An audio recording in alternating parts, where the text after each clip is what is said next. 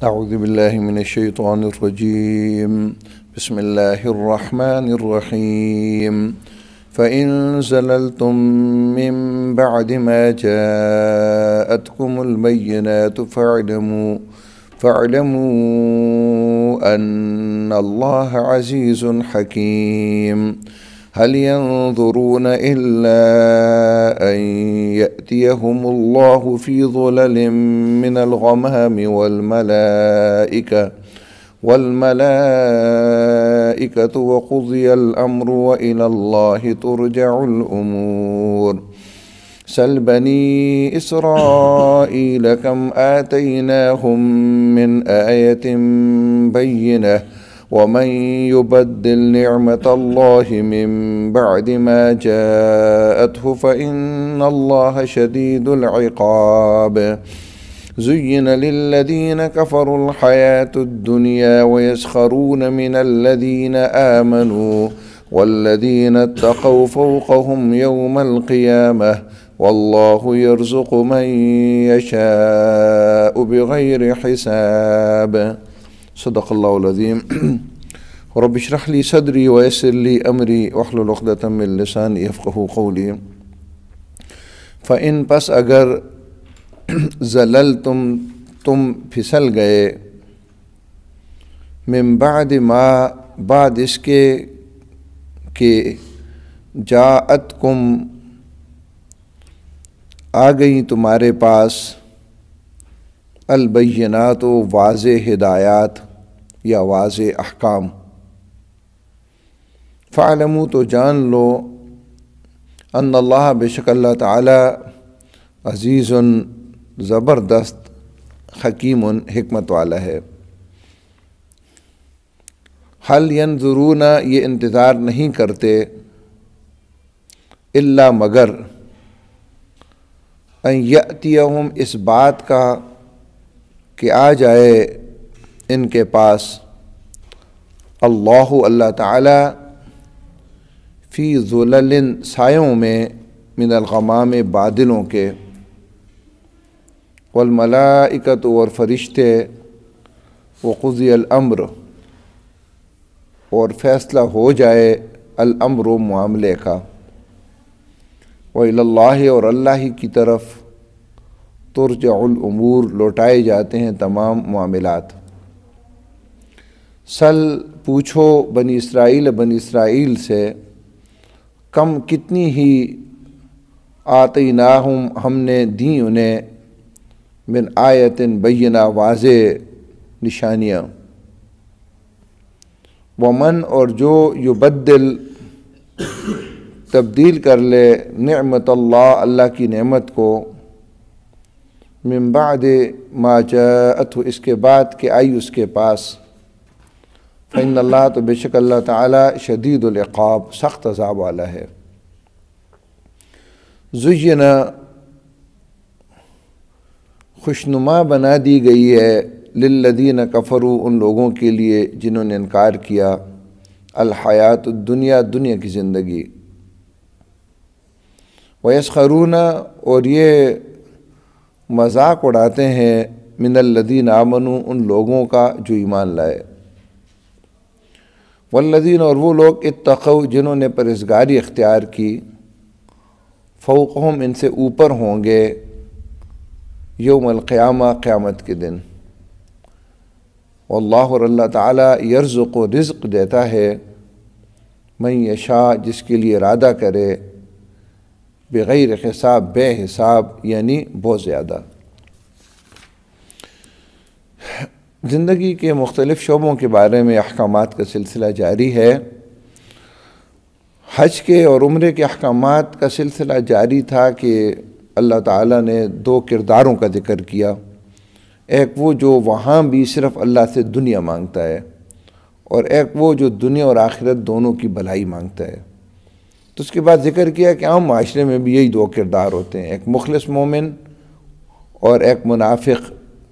یا منافقت کے رنگ میں رنگا ہوا جو منافق ہو یا منافقت کے راستے پر چل رہا ہو تو وہ صرف دنیا چاہتا ہے اور دنیا کے معاملات میں اس کی گفتگو بھی بڑی خوبصورت ہوتی ہے لیکن بہرحال اللہ تعالیٰ کے دین کو نقصان دینے والا ہوتا ہے، اور اللہ کے دین کو جب نقصان دیتا ہے تو اس کے نتیجے میں زمین میں فساد برپا ہوتا ہے۔ پھر اہل ایمان کو اللہ تعالیٰ نے حکم دیا کہ تم دین اسلام میں مکمل داخل ہو جاؤ۔ یہ دین اسلام جو قرآن و سنت میں تمہیں بیان کیا جا رہا ہے، زندگی کے مختلف شعبوں کے بارے میں احکامات ہیں، تو اس لیے بیان کیے جا رہے ہیں کہ سارے ان احکامات پر تم عمل کرو۔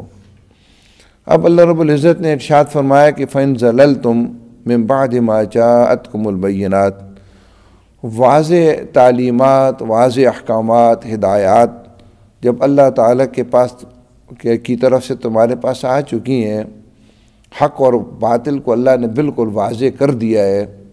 تو اس کے بعد بھی اگر تم پھسل گئے، یعنی حق کو چھوڑ کر باطل کی طرف چلے گئے، تو پھر جان لو کہ اللہ تعالیٰ زبردست ہے، اس سے کوئی بچ نہیں سکتا، پھر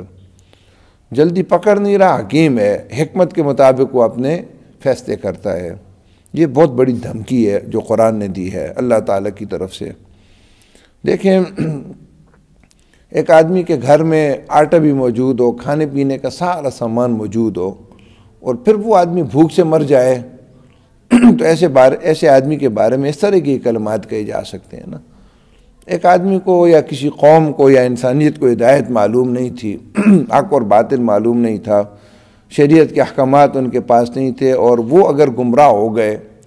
تو پھر تو کوئی نہ کوئی ان کے پاس دلیل بندی ہے، لیکن قرآن بھی موجود، حدیث بھی موجود، اور اللہ تعالیٰ نے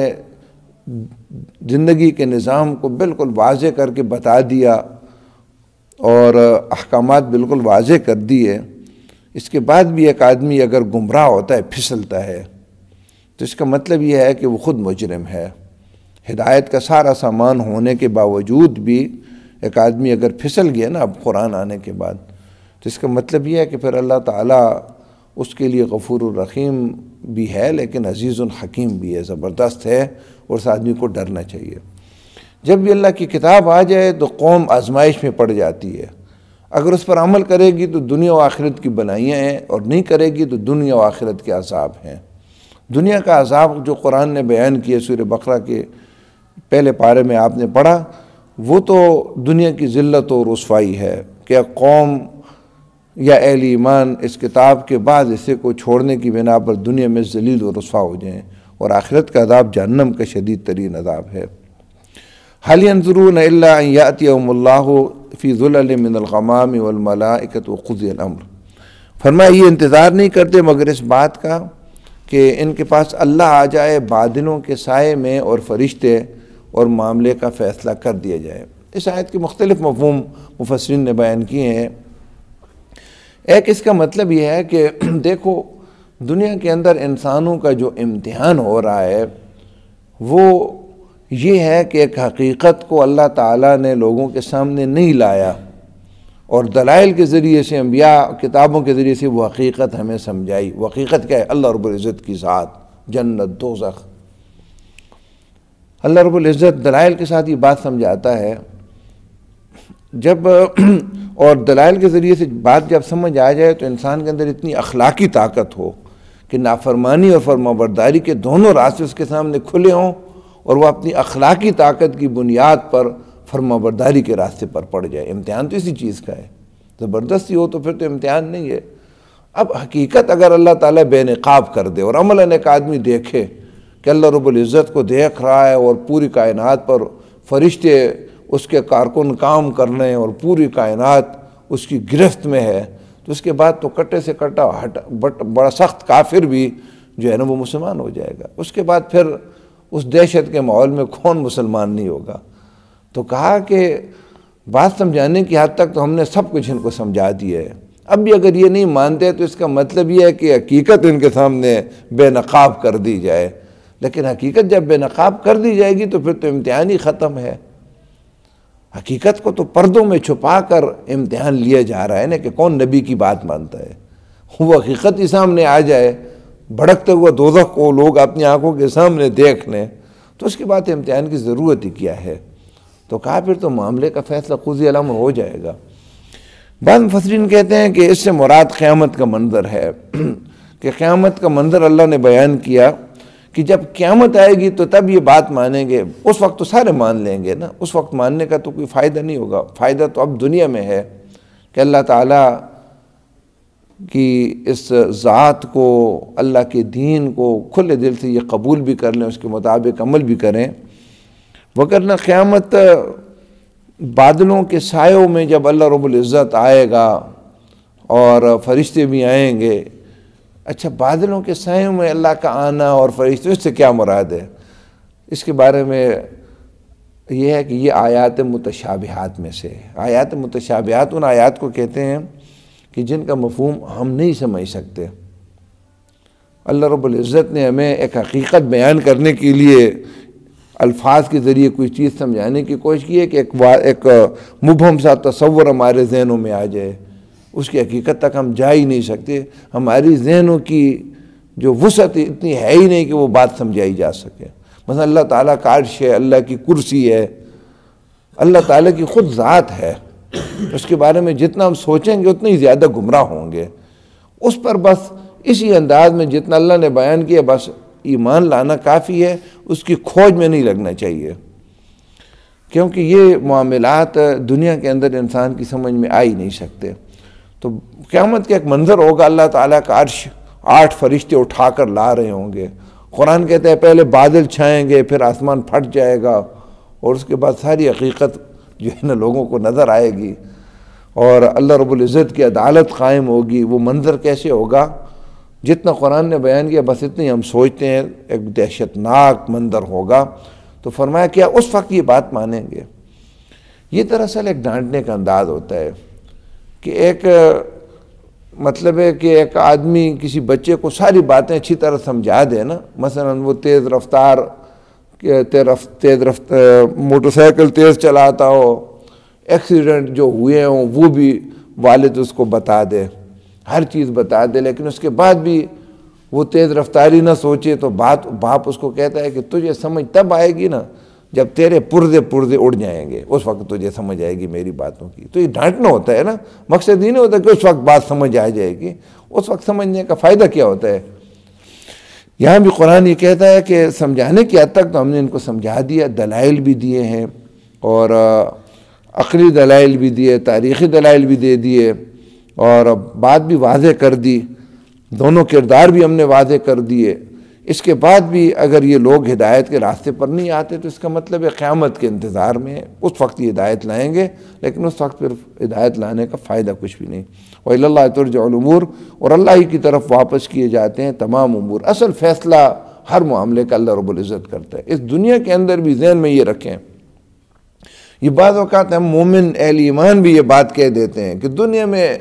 جو امریکہ چاہتا ہے وہ ہوتا ہے، یہ بالکل ایمان کے منافی بات ہے۔ معاملات سارے اللہ رب العزت کے ہاتھ میں ہیں، ظاہراً کچھ ہو رہا ہوتا ہے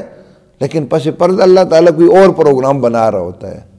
سورہ یوسف اللہ رب العزت نے پوری تفصیل کے ساتھ ہمارے سامنے بیان کی ہے، اور فرمایا یہ قصے جس میں عبرت ہے، پوری صورت آپ پڑھیں کہ یوسف علیہ السلام کے ساتھ سامنے کیا ہو رہا ہے اور پس پردہ کیا پروگرام ہے، اور آخر میں محسوس ہوتا ہے کہ پروگرام تو سارا اللہ کا تھا، اور ہم سوچ رہے تھے کہ دنیا ایک منصوبہ چلا رہی تھی۔ بھائیوں نے اب یوسف علیہ السلام کو اللہ رب العزت ایک اسلامی ریاست بنا کر مصر کا حکمران بنانا چاہتا تھا، یہ اللہ کا ایک منصوبہ تھا، اور یوسف علیہ السلام مصر تو دور کی بات ہے کسی دیہات شہر میں بھی نہیں رہ رہے تھے، ہم جس کو ڈیرہ یا ڈوک کہتے ہیں، دور کنعان کی ایک ویرانے میں جو ہے نا ایک خاندان رہ رہا تھا۔ اب مصر کو حکمران بنانے کا اللہ نے ان کو فیصلہ کیا۔ سب سے پہلے ان کے ساتھ حسد کرنے والے بھائیوں کو اللہ نے استعمال کیا، ان کے ذہن میں یہ آیا کہ اس بھائی کو ذرا ہٹا دیں، باپ کی توجہ آئے ہماری طرف، وہ باپ تو اس سے ہی محبت کرتا ہے، تو اس کو کنویں کے اندر ڈال دیا۔ وہ سمجھے ہم کامیاب ہو گئے، لیکن اللہ کے منصوبے کا ایک سٹیپ انہوں نے پورا کر لیا۔ اس کے بعد قافلے والے آئے، اور انہوں نے جب یوسف علیہ السلام کو باہر نکالا تو بڑے خوش ہوئے، خوشخبریاں دیں کہ غلام لڑکا میں مل گیا، بیچیں گے۔ اور مصر کی منڈی کے اندر جب انہوں نے بھیج دیا، وہ سمجھے ہم نے بھی ایک فائدہ اٹھا لیا، لیکن اللہ کے ایک منصوبے کا دوسرا سٹیپ انہوں نے پورا کر لیا، اور یوسف علیہ السلام عزیز مصر جو ایک بڑا عہدیدار تھا اس کے گھر میں چلے گئے، اس کے گھر میں جب گئے اور اس کی بیوی جو ہے نا اس کی طرف متوجہ ہو گئی، اس کے دل میں محبت پیدا ہو گئی اور اس نے برے کام کا ارادہ بھی کر لیا، اور یوسف علیہ السلام کو اللہ تعالیٰ نے بچایا، پاکیزگی دی، تقویٰ دیا، آخر کار جھوٹا مقدمہ بنا کر جیل کے اندر ڈال دیے گئے۔ انہوں نے کہا ظاہراً آپ سمجھیں کہ ایک آدمی کنویں میں پھینکا گیا، پھر بیچا گیا، پھر جیل میں بھیجا گیا، ظاہراً آپ کو سٹیپ جو نظر آ رہے ہیں نیچے کی طرف نظر آ رہے ہیں، لیکن وہی سٹیپ دوسری طرف سے عروج کی طرف جا رہے ہیں۔ پھر آپ اندازہ کیجئے کہ یوسف علیہ السلام کو جب نبوت مل گئی اور آپ کی شخصیت سے جیل کے لوگ متاثر ہو گئے، اور 2 قیدی آئے اور ان قیدیوں کو آپ نے خواب کی تعبیر بتائی، ایک کو سولی پہ لٹکنا تھا اور ایک کو جو ساقی تھا اس کو رہائی تھی، تو انہوں نے تعبیر بتا دی اور اس ساقی کو کہا کہ بادشاہ سے میری بات بھی کرنا ہے کہ میں بے گناہ جیل میں پڑا ہوا ہوں۔ اللہ تعالیٰ نے وہ جو قیدی تھا نا، حالانکہ یوسف علیہ السلام سے انتہائی متاثر تھا، جب باہر آیا تو شیطان نے وہ خیال ہی بلا دیا، تو اگر اس وقت یوسف علیہ السلام باہر نکل آتے وہ منصوبہ پورا نہیں ہو سکتا تھا جو اللہ کرنا چاہتا تھا۔ اس وقت شیطان بھی اللہ کے منصوبے میں اللہ استعمال ہو گیا۔ وہ تو خوش ہوگا نا کہ یوسف کو جو ہے نا جہاد میں نے اس کی بلا دی، اور کئی عرصہ سالوں کے بعد جب بادشاہ نے خواب دیکھی اور کوئی تعبیر نہیں بتا سکتا تھا، تب اس ساقی کو وہ بات یاد آئی، جیل کے اندر ہمارے ساتھی نے مجھے تعبیر بتائی تھی، بالکل برحق ثابت ہوئی، تو بادشاہ سے کہا مجھے بھیجو اور میں اس کو لاتا ہوں۔ اب جب وہ گیا اور یوسف علیہ السلام سے کہا کہ بادشاہ کا حکم ہے، اس نے آپ کی قید ختم کر دی، یوسف علیہ السلام نے کہا میں ایسے نہیں نکلوں گا، پہلے جن عورتوں نے اپنے ہاتھوں کو کاٹا تھا نا، ذرا اس سے تحقیق کر لی جائے، جرم میرا تھا یا ان کا تھا۔ جب تحقیق ہوئی تو سب نے، عزیز مصر کی بیوی نے بھی کہا کہ مجرم ہم تھیں۔ اس کے بعد وہ باہر نکلے اور بادشاہ نے عملاً سارے اقتدار ان کے ہاتھ پر دے دیا۔ یہ اللہ کا ایک منصوبہ تھا، ظاہراً کچھ اور ہو رہا تھا۔ اللہ کے منصوبے میں اب امریکہ بھی استعمال ہو رہا ہے، روس بھی استعمال ہو رہا ہے، بڑی بڑی NGOز بھی استعمال ہو رہی ہیں، ظاہراً دین اسلام کا نقصان کیا جا رہا ہے، لاکھوں انسانوں کو شہید کیا جا رہا ہے، لیکن ایک اللہ تعالیٰ اس دنیا کو پھر نور توحید سے جگمگانے کا جو پروگرام ہے، پس پردے اس کی تکمیل ہو رہی ہے، اور اللہ دیکھ رہا ہے کہ کون کس کردار کے ساتھ ہے۔ بس ہمارا امتحان تو یہ ہے۔ آخر کار تو اقبال نے جو کہا نا کہ نور توحید کا اتمان ابھی باقی ہے، کہ کام، ایک شعر اس کا آخری کام ابھی باقی ہے۔ نور توحید کا اتمام تب ہوگا کہ پوری دنیا جو ہے زمین نور توحید سے جگمگا اٹھے گی۔ اس زمین کے کسی چپے پر بھی اللہ کے قانون کے خلاف فیصلہ نہیں ہوگا، وہ کام اللہ نے پورا کرنا ہے۔ اب کون اس میں کہاں استعمال ہو رہا ہے؟ وَإِلَى اللَّهِ تُرْجَعُ الْأُمُورُ، سارے فیصلے اللہ کی طرف واپس ہوتے ہیں، وہاں سے فیصلے ہوتے ہیں، منصوبے وہاں سے بنتے ہیں۔ دنیا کے اندر باطل اور حق کے کردار اپنے اپنے کاموں میں لگے ہوئے ہیں۔ خوش نصیب ہیں وہ لوگ کہ جو مادہ پرستی سے بچ گئے، دنیا کی محبت سے جو بچ گئے، اور انہوں نے باطل کے پڑھنے میں اپنا وزن نہیں ڈالا بلکہ حق کے پڑھنے میں ڈالا، اگرچہ ان کو حق کمزور نظر آ رہا تھا۔ اور یہ بھی میں آپ کو بتاؤں، اعمال کا جو اللہ تعالیٰ کے یہاں وزن ہے نا، اس کے بھی جو ہے نا، جس وقت حق کا غلبہ نظر آ رہا ہو یا حق غالب ہو جائے، پھر اعمال کا وزن کم ہو جاتا ہے۔ لیکن جب سورہ حدید کے اندر اللہ نے یہ بات بتائی، جب حق کے غلبے کے کوئی آثار نظر نہ آ رہے ہوں اور مغلوب ہو، اس دور میں جو حق کا ساتھ دیتے ہیں ان کے اعمال بہت زیادہ ہوتے ہیں۔ وہ 100 روپے خرچ کرتے ہیں، بعد والے کروڑوں بھی خرچ کریں تو اس 100 روپے کی اجر کو وہ نہیں پہنچ سکتے۔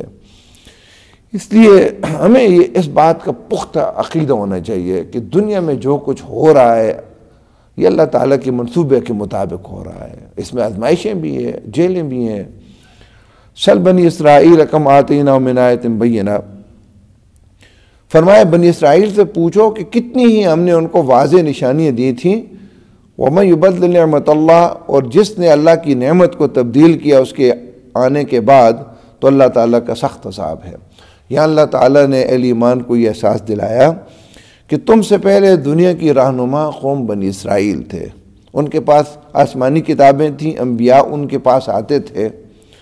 دین حق کی واضح باتیں اور واضح احکامات اور ہدایت کی روشنی ان کے پاس تھی،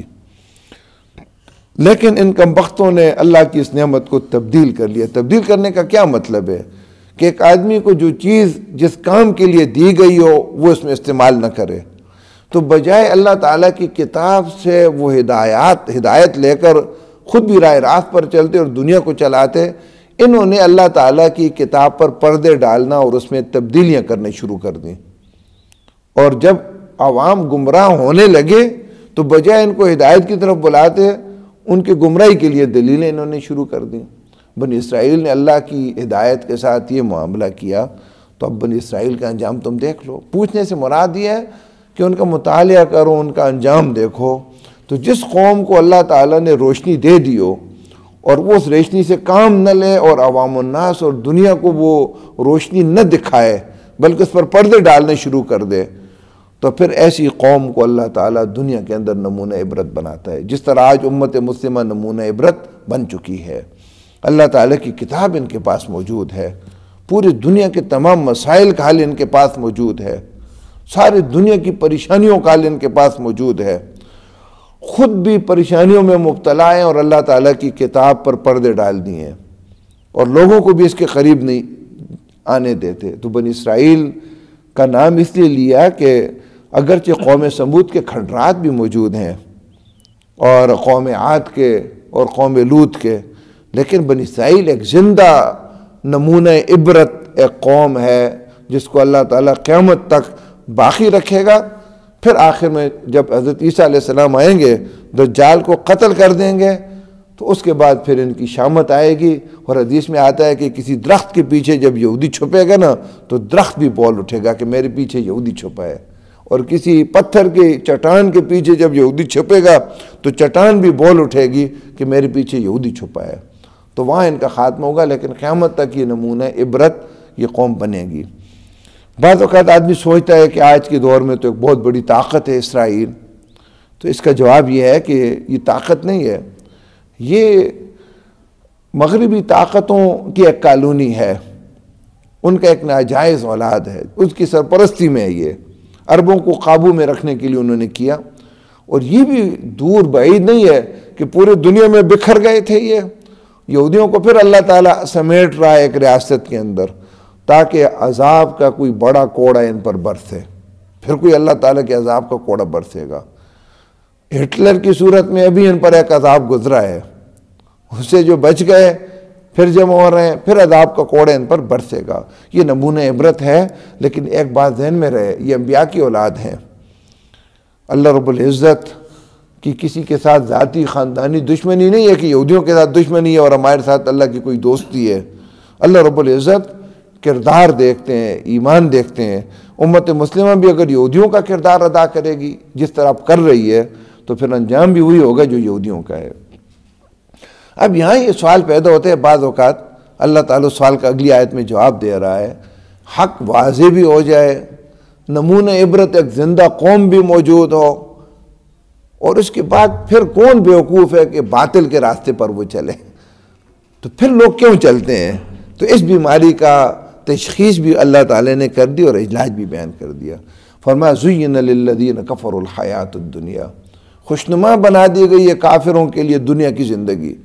دنیا کی زندگی جس کے لیے خوشنما بن جاتی ہے نا، پھر وہ حق اور باطل کے چکر میں نہیں پڑتا، وہ دیکھتا ہے حق موجود ہے لیکن پھر بھی وہ باطل کا ساتھ دیتا ہے۔ اور یہ بات بھی ذہن میں رہے، حق کوئی پوشیدہ چیز نہیں ہوا کرتی، حق بالکل روز روشن کی طرح ہوتا ہے، چمکتے سورج کی طرح ہوتا ہے، اور لوگ باطل کا ساتھ بھی دے رہے ہوتے ہیں اور ساتھ حق کے حق ہونے کا اقرار بھی کر رہے ہوتے ہیں۔ آپ دنیا میں دیکھیں، واضح کہیں گے جی اچھے لوگ تو یہ ہیں، لیکن ہماری مجبوری ہے، مفادات دنیا کے، دنیا کی زندگی کی خوبصورتیاں، دنیا کے سہانے خواب، اس کے ساتھ چلوں گا تو میرے بیٹے کو کوئی اچھی نوکری دلا دے گا، مجھے یہ فائدہ دے دے گا۔ تو فرمایا بس یہ بیماری ہے کہ دنیا کی زندگی کی خوشنمائی جب دلوں کے اندر آ جاتی ہے تو پھر آدمی باطل کو باطل سمجھتے ہوئے اختیار کرتا ہے اور حق کو حق سمجھتے ہوئے چھوڑ دیتا ہے۔ وَيَسْخَرُونَ مِنَ الَّذِينَ آمَنُوا، اور یہ کافر مذاق اڑاتے ہیں اہل ایمان کا، یعنی دنیاوی اعتبار سے ان سے کم تر ہونے کی وجہ سے، وَالَّذِينَ اتَّقَوْا فَوْقَهُمْ يَوْمَ الْقِيَامَةِ، اور وہ لوگ جنہوں نے تقوی کی زندگی اختیار کی، یعنی اللہ رب العزت کی اطاعت و فرمانبرداری اللہ کی رضا کے لیے کرتے رہے، اور اللہ تعالیٰ کی نافرمانی سے، محض اللہ کی ناراضگی سے بچنے کے لیے بچے رہے، فوقہم یوم القیامہ، ان سے اوپر ہوں گے یعنی درجے میں قیامت کے دن ان کفار سے۔ قرآن قیامت کا ایک نام جو ہے نا، ایک صفت اللہ تعالیٰ نے سورہ واقعہ میں بیان کی ہے، اذا وقعت الواقعہ لیس لوقعتها کاذبہ خافضۃ الرافعہ، جب واقع ہونے والی یعنی قیامت واقع ہو جائے گی اور اس کے واقع ہونے میں کوئی جھوٹ نہیں ہے، خافضۃ الرافعہ، یہ نیچے کرنے والی اور بلند کرنے والی ہوگی۔ دنیا کے اندر بڑے بڑے بلند، بڑے بڑے جرنیل، بڑے بڑے بادشاہ، بڑے بڑے اسکالر، بڑے بڑے صنعت کار، مالدار بالکل نیچے پست ہو جائیں گے، اور دنیا کے اندر پست انسان، کوئی مزدور، کوئی ریڑھی لگانے والا، کوئی غریب آدمی جس کو کوئی پہچانتا ہی نہیں تھا، وہ بلندیوں ممبروں کے اوپر بیٹھے ہوئے ہوں گے، اور بات تو ایسے ہوں گے کہ انبیاء بھی ان پر رش کرنے ہوں گے۔ یہ بالکل تل پٹ معاملہ ہو جائے گا۔ آج دنیا میں جو نمایاں ہوں گے، بات تو ایسے ہو جائیں گے چونٹیوں کی طرح اللہ تعالیٰ ان کو جسم بنا دیں گے، اور لوگ پاؤں کے نیچے ان کو روند رہے ہوں گے۔ جتنا بڑا جس نے اپنے آپ کو بنائے دنیا میں اتنا چھوٹا ہو جائے گا، اور جتنی انکساری اختیار کی اللہ رب العزت کی اطاعت و فرمانبرداری کی، اتنا اللہ تعالیٰ اس کو بلند کر دیں گے۔ تو فرمایا متقی لوگ قیامت کے دن ان سے درجے کے اندر بلند ہوں گے، اور باقی رہا دنیا کا معاملہ تو یہ تو ایک رزق کی اللہ کی تقسیم ہے، امتحان ہے۔ واللہ یرزق من یشاء بغیر حساب، اللہ تعالیٰ جس کے لیے ارادہ کرتا ہے اس کو بے حساب رزق دیتا ہے۔ تو بے حساب کا مطلب یہ نہیں ہے کہ اس کا حساب ممکن نہیں ہے، بے حساب کا مطلب ہوتا ہے بے شمار۔ مثلا ایک آدمی کے پاس بہت زیادہ گاڑی ہوتی ہیں تو لوگ کہتے ہیں اس کے پاس بے شمار گاڑیاں ہیں، ممکن ہے 70 ہوں 100 ہوں، تو بے حساب کا مطلب ہے زیادہ، جس کا مطلب یہ نہیں جس کو زیادہ رزق مل گیا وہ کامیاب ہو گیا۔ یہ تو اللہ کا ایک امتحان ہے، کسی کو فقر کے اندر آزما رہا ہے، کسی کو اللہ تعالیٰ رزق کی فراوانی میں آزما رہا ہے، اور یہ بات ذہن میں رہے ان دونوں آزمائشوں میں سے سخت آزمائش دولت کی آزمائش ہے۔ دنیا کے ذہن میں تو یہ ہے نا کہ فقر کی،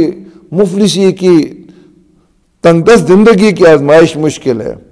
امام احمد بن حنبل رحمۃ اللہ علیہ کا واقعہ آپ نے سنا ہوگا کہ جب ان کو جو ہے نا ہارون الرشید اور معتصم باللہ کے دور میں کوڑے مارے جاتے تھے، تو اتنے کوڑے مارے جاتے تھے کہ جو ہے نا تاریخ کہتی ہے کہ اگر کسی ہاتھی کو مارے جاتے تو وہ بھی بلبلا اٹھتا، لیکن وہ ثابت قدم رہے۔ لیکن جس وقت یہ فوت ہو گئے یہ خلیفہ جو حکمران تھے، اس کے بعد دوسرا حکمران آیا، شاید متوکل علی اللہ نام تھا اس کا، تو اس نے جو ہے نا جو صحیح عقیدہ تھا قرآن کے بارے میں کہ اللہ کا کلام ہے، اس نے رجوع کر لیا۔ حکمران جب رجوع کرتا ہے تو پوری ریاست ہی رجوع کر لیتی ہے، تو سرکاری مذہب بھی اس نے یہ قرار دیا کہ قرآن کو جو بھی اب اللہ کی مخلوق کہے گا وہ مجرم ہوگا۔ معاملہ سارا پلٹ گیا۔ احمد بن حنبل کو بڑے وقار کے ساتھ، عزت و احترام کے ساتھ پیش کیا اور ان کو آزاد کر دیا۔ ان کے گھر کے اندر اشرفیوں کے بھرے توڑے بھیجے۔ امام صاحب کے گھر میں جب آئے تو اونچی آواز سے کہا انا للہ و انا الیہ راجعون۔ بیوی دوڑی دوڑی آئی کہ کون سی مصیبت آ گئی، تو پوچھا تو ان توڑوں کی طرف اشارہ کیا اور کہا کہ ہارون الرشید، محمود الرشید اور معتصم باللہ کے کوڑوں کی جو آزمائش تھی وہ اتنی سخت نہیں تھی، یہ جو آزمائش ہے بڑی سخت آزمائش ہے، اس سے ڈر گیا ہوں۔ اسی وقت ساری رقم اللہ کے راستے میں تقسیم کر دی۔ اس لیے دنیا کے اندر وہ لوگ جو ایک آسائشوں کی زندگی گزار رہے ہیں، یہ نہ سمجھیں کہ امتحان ان کے لیے آسان ہے، ان کے لیے مشکل امتحان ہے۔ نبی صلی اللہ علیہ وسلم ایک دعا مانگتے تھے، اللہ تعالیٰ مجھے مساکین کے ساتھ زندگی گزارنے دے، اور قیامت کے دن بھی زمرۃ المساکین، محتاجوں کے ساتھ جو ہے نا مجھے اٹھا، اور آپ نے فقر کا راستہ اختیار کیا۔ اس کا مطلب یہ نہیں ہے کہ جو غریب ہو وہ کوشش نہ کرے، جدوجہد رزق کے لیے کرنی چاہیے، لیکن ذہن میں یہ رہنا چاہیے کہ رزق جتنا بڑھتا ہے امتحان اتنا مشکل ہوتا جاتا ہے، اور بس اس امتحان کا احساس ہوگا اور رزق بڑھے گا تو پھر وہ رزق اس کے لیے خیر بن جائے گا، اللہ کا فضل بن جائے گا۔ لیکن جب یہ سمجھے گا کہ یہ تو آسائشیں ہیں، میرے لیے امتحان آسان ہو گیا ہے، پھر وہ رزق اس کے لیے مصیبت بنتا جائے گا۔ اس لیے دنیا کے رزق کو دیکھ کر کوئی یہ نہ سمجھے کہ اللہ تعالیٰ کی اس پر مہربانی ہے، یہ تو ایک امتحان ہے، امتحانی پرچہ اللہ اس نے دیا ہے، اللہ کی مرضی، اس کی اپنی تقسیم ہے، کسی کو بے حساب رزق دیتا ہے، کسی کو تھوڑا دیتا ہے، کسی سے کیا امتحان لے رہا ہے، کسی کو بھوکا رکھ کر امتحان لے رہا ہے، اور کسی کو سیر ہو کر کھانا کھلا کر امتحان لے رہا ہے۔ یہ تو اللہ کے امتحان کے مختلف نمونے ہیں۔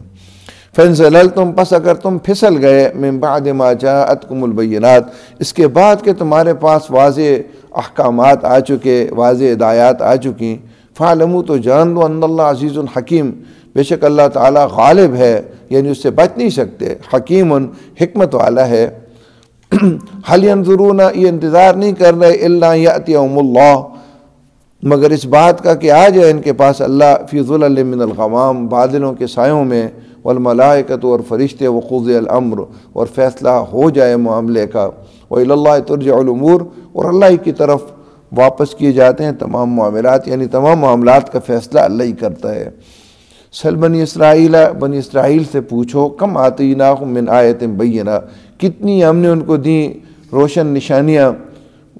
وَمَن يُبَدِّلْ نِعْمَةَ اللَّهِ، اور جو کوئی تبدیل کرے اللہ کی نعمت کو، من بعد ما جاءته، بعد اس کے کہ اس کے پاس آ چکی، فإن اللہ شدید العقاب، تو بے شک اللہ تعالیٰ کا عذاب بڑا سخت ہے۔